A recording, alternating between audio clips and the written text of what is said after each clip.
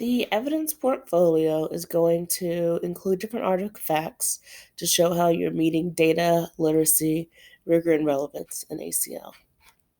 For the data, you'll do 2 data cycles over the school year, and you will submit 2 different student growth summaries through what was called MLP, but it's now called Frontline. Literacy, you can collect artifacts for that to put in your portfolio. You can collect different artifacts that exemplify how you use rigor and relevance appropriately.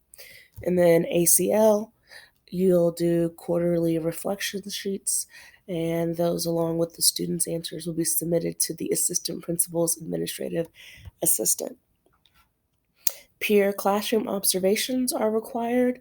You don't have to submit any paperwork on that, but the notes that you take when observing another peer can go into your evidence portfolio to show how you meet criteria 4.1 and 7.2.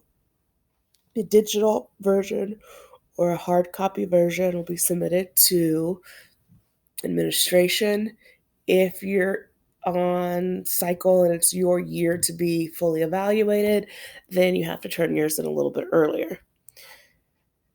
Everyone also does a growth plan. Instead of being over both criteria, this will be over one of those criteria, and it will be submitted to Frontline. More about the evidence portfolio. So this folder has some things in it. First, an email from 2016 explaining some of the things that I just mentioned about what is due, and yeah. Next is evaluation schedule. Third thing is the cover sheet for the evidence portfolio, and it shows you how you could make notes of what the things are that you are using, of the different artifacts to help you meet literacy, formative assessment, and rigor relevance for 4.1, as well as for 7.2 if you scroll down in the document. If this format doesn't work for you, you can tweak it as necessary. In 2016, one of our PD days included a breakout session where there were roundtables. Different faculty members shared their evidence portfolios and gave some tips as well as answered questions.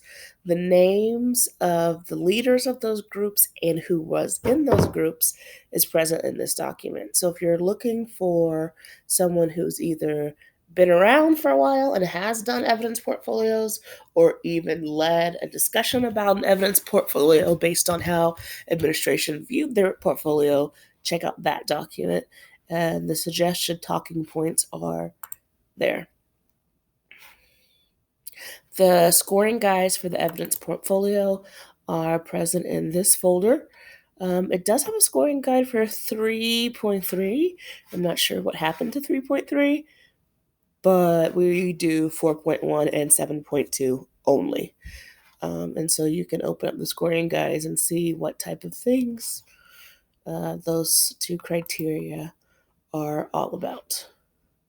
Lastly, my evidence portfolio is here. It's a digital version, and so there are the 2 cover sheets that look similar, as well as many different things that are hyperlinked in those documents.